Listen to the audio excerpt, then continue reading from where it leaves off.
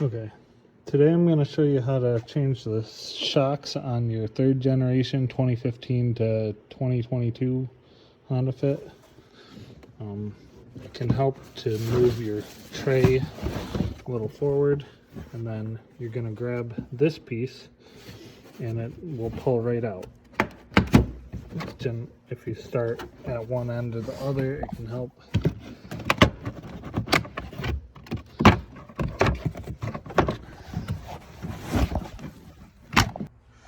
So it just pulls off. There's 4 of the push pin things that hold it in place, and then these hooks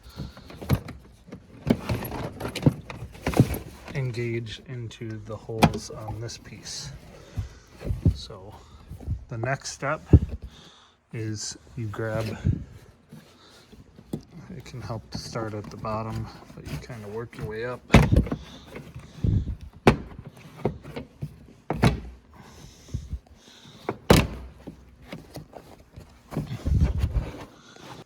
So once you peel away this fender liner, you will see the top of the shock. And on the other side, we're going to do the same thing. Start in the middle, kind of work your way out. So be kind of careful on this side because you have the light. What you're going to do is you're going to peel it away, and you're going to stick your finger in here, and you're going to push towards this side, and it'll pop it out, because all that's holding the light is a tab here and a tab back there. At this point, you squeeze in on the connector. You can see it right here.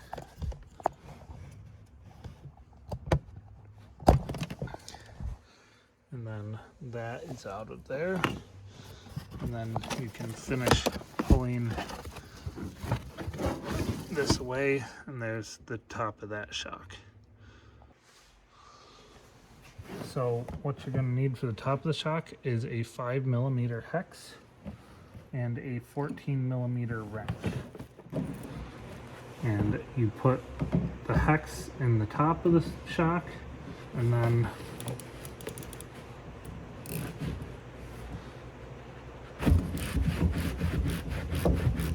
just loosen it up.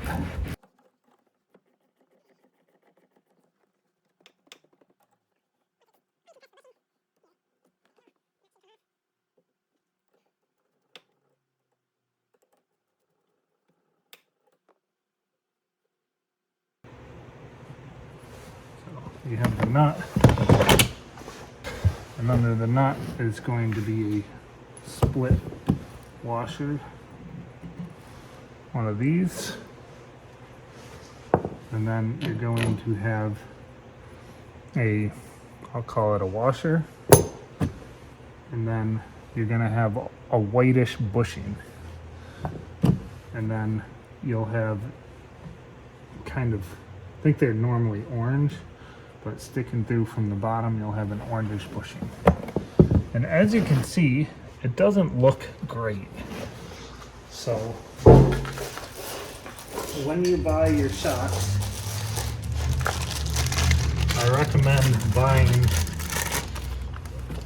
a bushing kit, because it will come with a new white bushing and a new bushing for the bottom, and it'll have this rubber part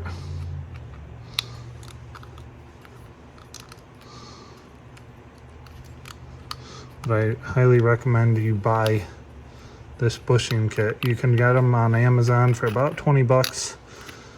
So, and it's not quite the same, because on this is almost like a hard plastic on the inside, where the Honda original one, even after all these years, is a rubbery. So on the other side, I didn't want to show this one first because I have already done these shocks, and that's how I know about the bushings. So on this side, this is all that's left of the bushing that stuck up through. And the white bushing was just pancaked, and this is what goes underneath. You can see that rubber bushing is just gone out of it. But it's the same idea as the other side. 5mm hex key in it, and then you just break it loose. There we go. But this might be the style that you run into if somebody's already replaced yours. The new shocks came with these rubber bushings, but there was only one per side, and that wasn't going to work.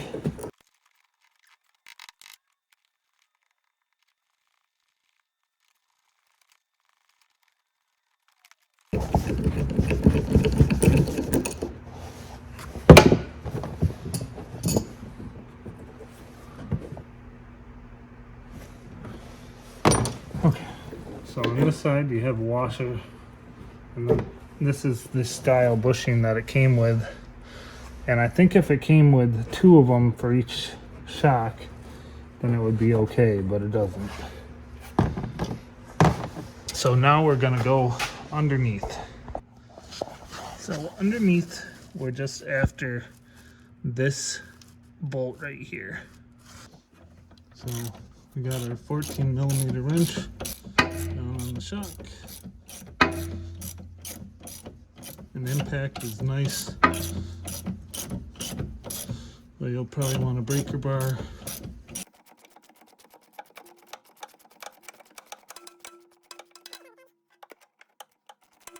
That's for sure out of threads. So at this point, you should be able to just pull the bottom of the shock out. And it might give you some resistance, but you can buy a new one of these. That's just a cover for the shock. And here is the stuff that came with the new shock. This bushing actually came with the old shock. This metal bushing in the middle. But we're gonna put the new bushing kit on. So the first step is to make sure that your old bushing is off. And I might need to push this off from the inside. But it should look something like that. So this boot thing transfers from the old shock. Can be kind of difficult to slide it off and on over this, but nothing crazy. So your new shock mount / bushing slides right on top, just like that. And then you just slide it back up there. I found that if you stand it up underneath the vehicle, kind of just vaguely in the place, and then you come over to the wheel well, and then you slide it up and just leave it just like that. You come back underneath, so you grab the shock and just kind of push it, because it goes hard, but it doesn't have a lot of spring tension pushing it back. And then again, you grab it and you slide your bolt through. Grab your wrench. I recommend never seizing it if you live in the salt belt.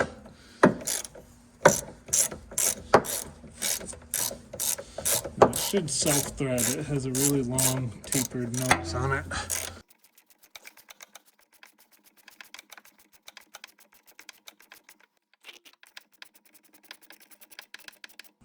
So it's recommended, things like shocks, to torque them with the car weight on them. Since cars never lift the ground, should be good to go. So then you're going to grab the other half of your bushing and the shock actually wasn't all the way up in the hole. You can see that it's slowly extending up. But anyway,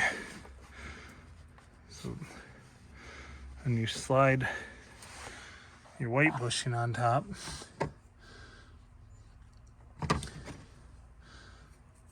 And then you should be able to use the new washer that came with your shocks, or you can use your crusty old one. It doesn't matter. Nobody's ever gonna see it. So you're gonna wanna grab one of your washers, either new or this is the one that came with the shock. And this is the OG. And you slide it on over the bushing.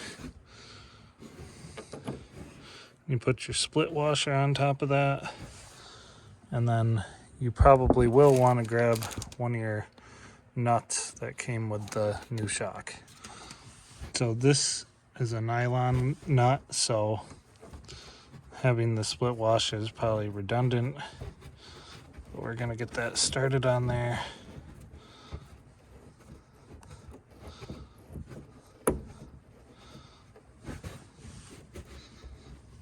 And then we're gonna grab our wrenches. And I'm gonna get the other one put together real quick and then pull the car forward. I'm on the pit to make it easier to film.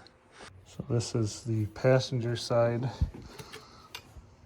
And we're gonna slide our bushing on there. And we're gonna stand it up. We're gonna stick it up by the muffler.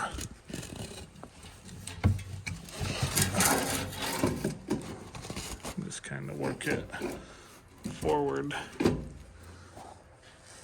towards the top. And we're gonna come up, and I forgot to take this out, so hold on. So my plan to take it out is just to push it out from the top, just like that. That went nicely.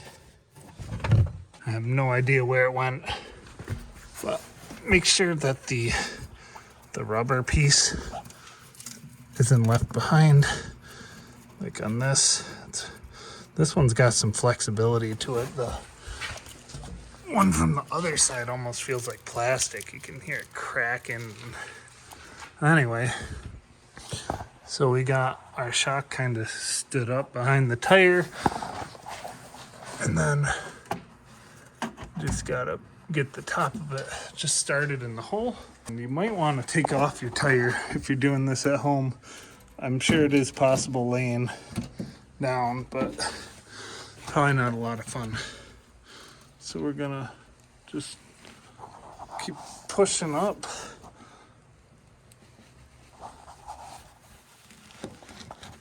Till the shock goes into the pocket. And we're gonna see how we're doing up on top. And we are not in the pocket.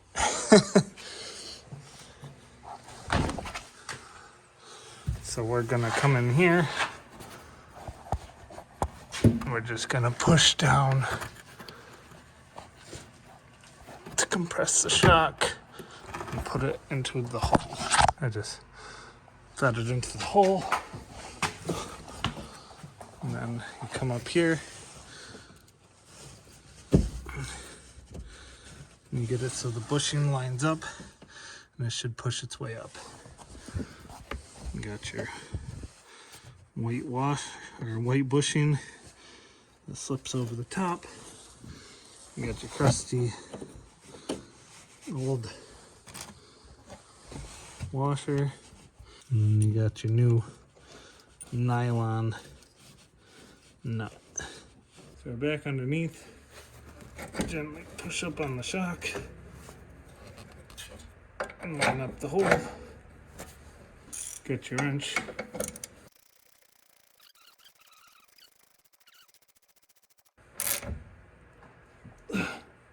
So we're going to torque it to some torque spec, and then we're going to pull it forward and assemble the top. The nut size is now a 17. If you buy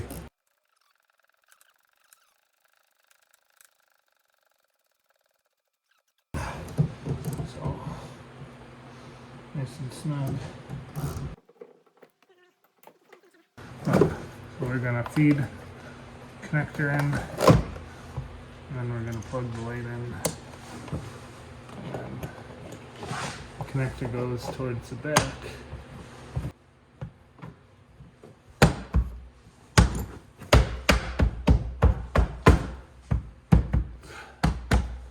And that just kind of clips in along the way.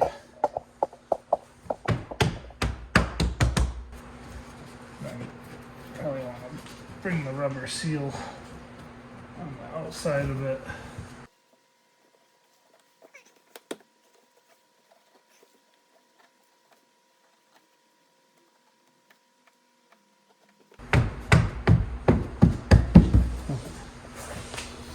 And we're going to come back to the other side, do the same thing.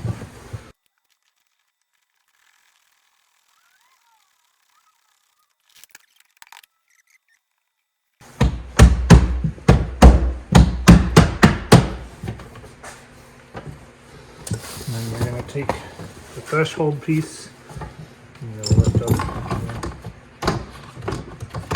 the piece and it should snap into place. And make sure that you grab all your tools and stuff.